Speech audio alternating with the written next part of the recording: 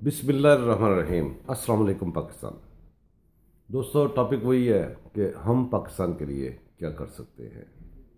तो मैं कंटिन्यू वहीं से करूँगा कि हम बात कर रहे थे विंड के ऊपर, विंड मिल या विंड टर्बाइन के ऊपर बात कर रहे थे।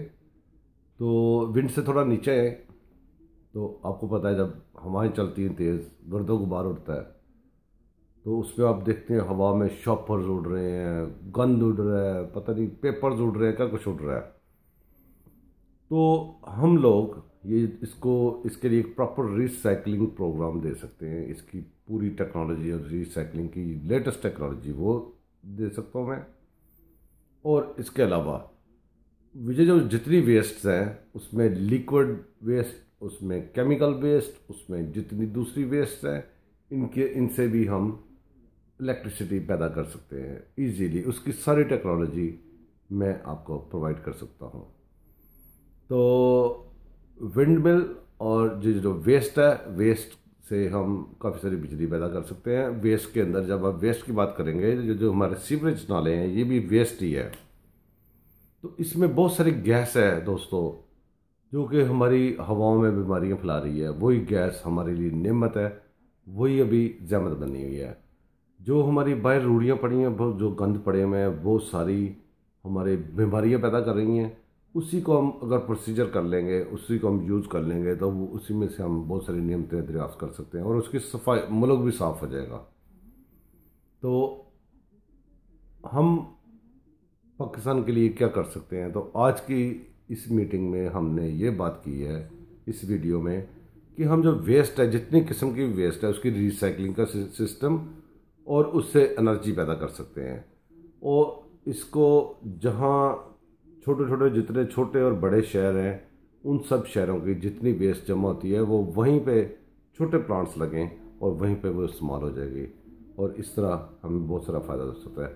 लास्ट टाइम जब हमने बात की थी विंड की, तो उसके साथ साथ मैंने एक आपको मेंशन किया था, जो मैं बार बार मेंशन करता हूँ कि हम लोगों को बताएं जो ऑलरेडी जला रहे हैं चीज़ें, उनमें से पैसे बचाने की, उनमें से हम उसको सिर्फ तरीक़ेकार चेंज करके वहाँ से पैसे बचाने की। तो मैंने एक अंदाज़ा अपना लगाया है कि हम अगर जो ऑलरेडी चीज़ें इस्तेमाल कर रहे हैं, अगर उन सबको ठीक कर ले तो 40% तो हम पहले ही फॉरवर्ड चले जाएंगे। 40% जो है ना, हमारा एनर्जी क्राइसिस के ऊपर कंट्रोल, गिरफ्त आ जाएगी।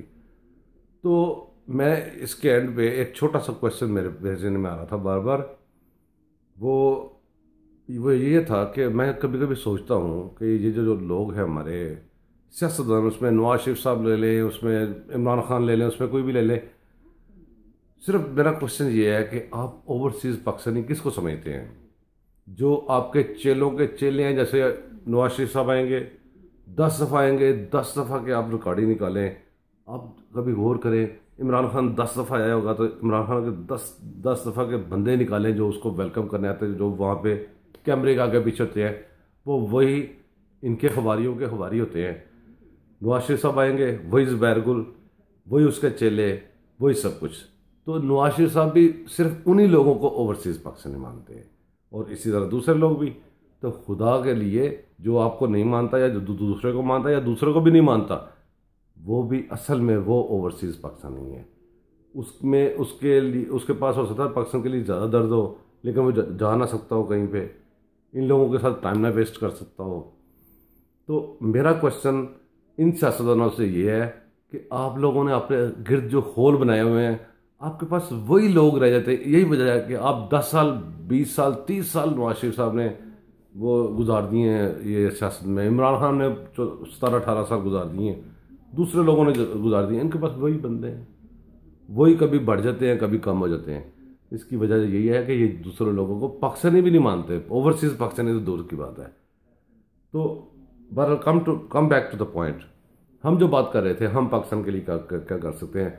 हम इसके ऊपर बात करते रहेंगे, हम सिर्फ ये बताते रहेंगे कि पाकिस्तान के लिए हम इसके अंदर इसकी जितनी टेक्नोलॉजी रिसाइकलिंग की, इसकी सारी टेक्नोलॉजी मैं उसमें जिस भी कंडीशन में चाहिए होगी वो दे सकता हूँ। वहाँ पे जाके सबको बता के, तरीक़ेकार समझा के, एक्सपेरिमेंटल बना के, उसका काम करके दिखा के, चलता हुआ देख के आ सकता हूँ। तो हम पाकिस्तान के लिए क्या कर सकते हैं, ये आज का हमारा मौजू था और इसके ऊपर ये रिकॉर्डिंग है। तो दोस्तों, इस रिकॉर्डिंग को शेयर करना आपकी ज़िम्मेदारी है, लाइक करना। Thank you very much. तो पाकिस्तान जिंदाबाद।